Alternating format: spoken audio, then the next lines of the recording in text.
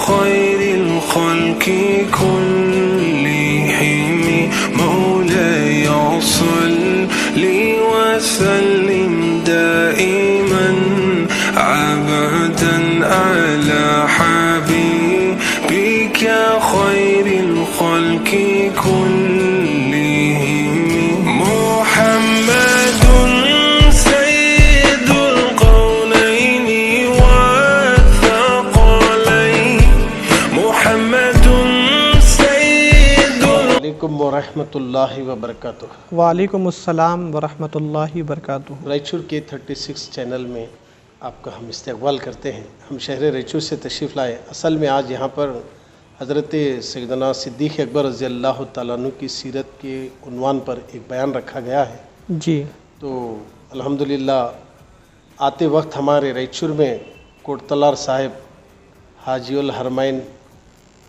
علی جناب سید چاند پیر صاحب انہوں نے کہا تھا کہ وہاں جانے کے بعد ابوالفیض علیہ رحمۃ الرضوان کی زیارت کرنا آپ کے لیے، تو یہاں پر تشریف لائے ہم۔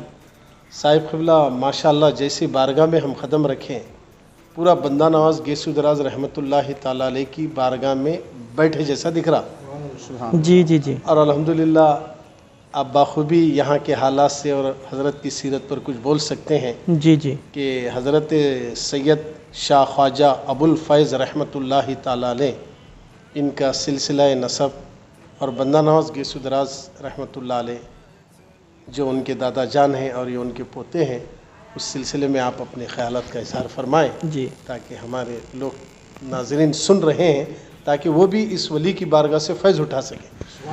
جی، السلام علیکم ورحمۃ اللہ وبرکاتہ۔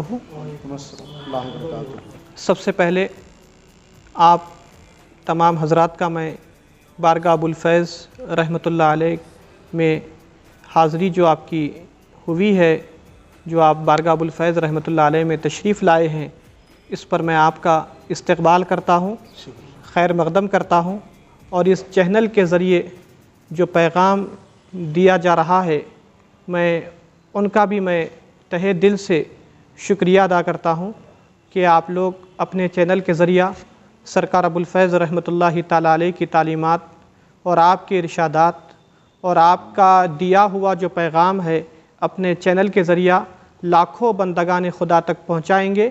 اللہ تعالیٰ اس چینل کو دین دگنی رات چگنی ترقی عطا فرمائے اور سرکار ابوالفیض کا فیض اس چینل کے ذریعہ جاری و ساری رہے۔ سرکار ابوالفیض رحمۃ اللہ تعالیٰ علیہ خواجہ دکن بندہ نواز گیسو دراز رحمۃ اللہ تعالیٰ علیہ کے حقیقی پوتے ہیں۔ سبحان اللہ۔ آپ کے والد بزرگوار سید شاہ اصغر حسینی رحمۃ اللہ تعالیٰ علیہ جو خواجہ دکن بندہ نواز گیسو دراز رحمۃ اللہ تعالیٰ علیہ کے چھوٹے صاحبزادے ہیں، اور سرکار قبول اللہ حسینی خواجہ گنج بخش جس کو روضہ منورہ خرد چھوٹا روضہ کہا جاتا ہے، وہ سرکار ابوالفیض رحمۃ اللہ تعالیٰ علیہ کے برادر بزرگوار یعنی بڑے بھائی ہیں۔ سرکار اصغر حسینی رحمۃ اللہ تعالیٰ علیہ کے بڑے صاحبزادے سید شاہ قبول اللہ حسینی خواجہ گنج بخش رحمۃ اللہ تعالیٰ علیہ ہیں، اور سرکار ابوالفیض رحمۃ اللہ تعالیٰ علیہ خواجہ گنج بخش قبول اللہ حسینی کے چھوٹے بھائی ہیں، اور سید شاہ اصغر حسینی رحمۃ اللہ تعالیٰ علیہ کے چھوٹے صاحبزادے ہیں، اور بندہ نواز گیسو دراز رحمۃ اللہ تعالیٰ علیہ کے پوتے ہیں۔ سبحان اللہ، سبحان اللہ، ماشاءاللہ۔ بہت خوشی ہوئی حضرت یہاں آنے کے بعد۔ آقا کریم رؤوف الرحیم صلی اللہ علیہ وسلم کا ارشاد گرامی ہے کہ جو ولی سے دشمنی کرے گا اللہ اس سے اعلان جنگ کرتا ہے۔ جی جی، اور ہمارے بزرگان دین نے فرمایا ہے نگاہیں ولی میں وہ تاثیر دیکھی بدلتی ہزاروں کی تقدیر دیکھی ہے، اور ولیوں کی زیارت کرنا یہ آج سے نہیں ایک زمانے سے چلتا ہوا آ رہا ہے۔ جی جی، اور آج کے دور پرفتن میں لوگ ولیوں سے دور کر کے روحانی کنیکشن کٹ کر رہے ہیں۔ ہم جن بزرگوں کی بارگاہ میں حاضری دیے ہمارے قلب کو سکون ملا اور ہماری روح کو تازگی میسر ہو رہی ہے۔ الحمدللہ ہم نے یہ محسوس کیا حضرت، جیسے حضرت کی بارگاہ میں آئے، واقع میں ابو الفیض کی بارگاہ کا فیض ہم پر جاری و ساری ہے، جو ہم ان کی بارگاہ میں بیٹھے ہوئے ہیں۔ نگاہیں مرد مومن سے بدل جاتی ہے تقدیریں، ہو یقین پیدا تو کٹ جاتی ہے زنجیریں۔ سبحان اللہ۔ 90 پر 9 لوگوں کو قتل کرنے والا بنی اسرائیل کا ایک شخص جب توبہ کی غرض سے باہر نکلا، حدیث پاک ہے، توبہ کی غرض سے باہر نکلا تو ایک شخص سے پوچھا کہ میں نے 90 پہ 9 لوگوں کا قتل کیا، کیا میری توبہ ہو سکتی ہے؟ اس نے کہا اتنے لوگوں کا قاتل ہے اور تو توبہ کی امید رکھا ہے؟ یہ کہنا ہی تھا، اس سے بھی مار دیا، یہاں تک کہ 100 ہو گئے بھرتی۔ پھر اس کے دل میں خوف طاری ہوا اور اس کے بعد وہ باہر نکلا توبہ کے ارادے سے، تو کسی بزرگ سے اس نے پوچھا کہ میں نے 100 آدمیوں کا قتل کیا، کیا میری بخشش ہو سکتی ہے؟ تو ملنے والے بزرگ نے کہا ہاں ہو سکتی، کیوں نہیں، یہاں سے کئی میل دوری پر ایک اللہ والے ہیں، ان کی بارگاہ میں چلے جانا، اگر وہ دعا کریں تو اللہ تیری بخشش فرما دے۔ سبحان اللہ۔ اس نے ارادہ کیا، غسل کیا، کپڑے پہنا، توبہ کرنے کے ارادے سے گھر سے نکل کے چند قدم بھی نہیں گیا، اس کا انتقال ہو گیا۔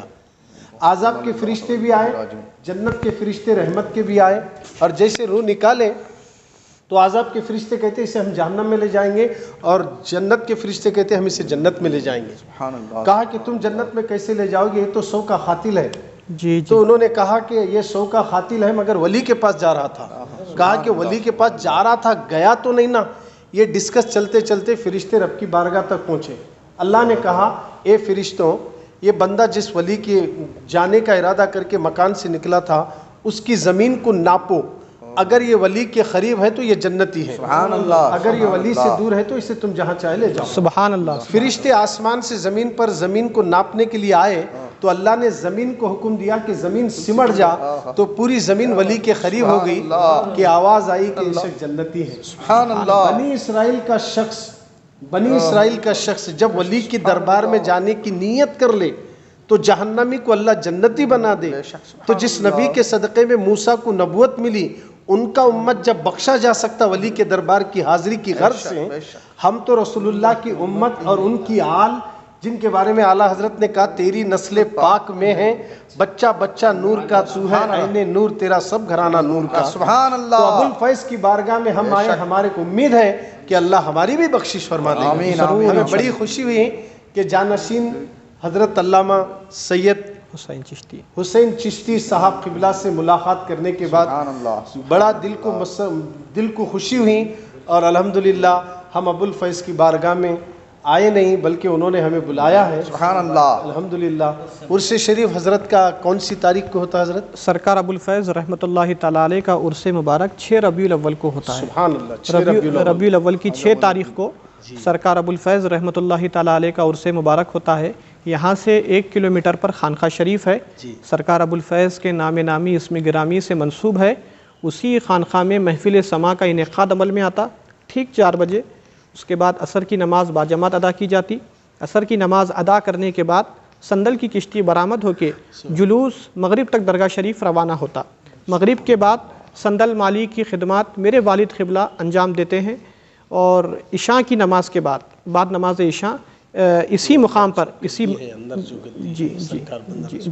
جی اور صندل مالی کی خدمات انجام دی جاتی ہیں، اور بارگاہ ابو الفیض رحمۃ اللہ تعالیٰ علیہ کو یہ شرف حاصل ہے کہ سرکار ابو الفیض رحمۃ اللہ تعالیٰ علیہ جب گلبرگے سے بیدر تشریف لائے تو اپنے ساتھ اپنے دادا جان قبلہ کی مسند بندہ نواز اپنے ساتھ لے کر آئے، اور آج بھی الحمدللہ گنبد میں سرکار ابو الفیض کے سرحانے وہ مسند بندہ نواز موجود ہے، اور عرس کے موقع پر سال میں 1 مرتبہ اس کو باہر نکالتے ہیں۔ اور یہ شرف بارگاہ ابو الفیض کو حاصل ہے کہ صندل مالی جو انجام دیتے ہیں سجادہ نشین، وہ انجام دینے کے بعد اس پر تشریف فرما ہوتے ہیں، اس پر تشریف فرما ہو کر شجرے کے فاتحہ پڑھے جاتے ہیں۔ یہ شرف، یہ کرم، یہ اس بارگاہ کو حاصل ہے۔ سبحان اللہ، سبحان اللہ۔ دعا فرمائیے۔ اللہم صلی علی سیدنا مولانا محمد وعلی آل سیدنا مولانا محمد مبارک وسلم اللہم انت السلام ومنک السلام وإلیک یرجع السلام تحینا ربنا بالسلام وادخلنا جنتک دار السلام تبارک ربنا وتعالیک یا ذا الجلال والاکرام ربنا آتینا فی الدنیا حسنۃ وفی الآخرۃ حسنۃ وقینا عذاب النار ربنا اتمم لنا نورنا واغفر لنا انک علی کل شیء قدیر۔ مولا تعالیٰ سرکار دو عالم صلی اللہ تعالیٰ علیہ وآلہ وسلم کے صدقے و طفیل میں مولا تعالیٰ یہ لوگ یہ وفد یہ قافلہ جو رائچور سے آیا ہے مولا تعالیٰ ان پر اپنے کرم خاص کی بارش فرما، مولا انوار و تجلیات سے مالا مال فرما، مولا انہیں قدم قدم پر مولا مدد و نصرت فرما، دستگیری فرما، مولا اس چینل کے ذریعہ جو سرکار ابوالفیض کا فیض عام کیا جا رہا ہے مولا تعالیٰ اس چینل کو دین دگنی رات چگنی ترقی عطا فرما، برکتیں عطا فرما، مولا اس چینل کے ذریعہ مولا ہر وقت خیر کا کام ہوتا رہے، دین کا کام ہوتا رہے، مولا تیری رضا کے لیے تیرے محبوب کی سنتوں کا شریعت مطہرہ کا کام اس چینل کے ذریعے چلتا رہے، مولا امت کا ملت کا اس چینل کے ذریعے بڑے سے بڑا فائدہ اور بینیفٹ ہوتا رہے، مولا سرکار دو عالم صلی اللہ علیہ وسلم کے صدقے و طفیل میں ہم تمام کے مقاصد میں کامیابی کامرانی عطا فرما، مولا ہم تمام پر اپنے کرم خاص کی بارش فرما۔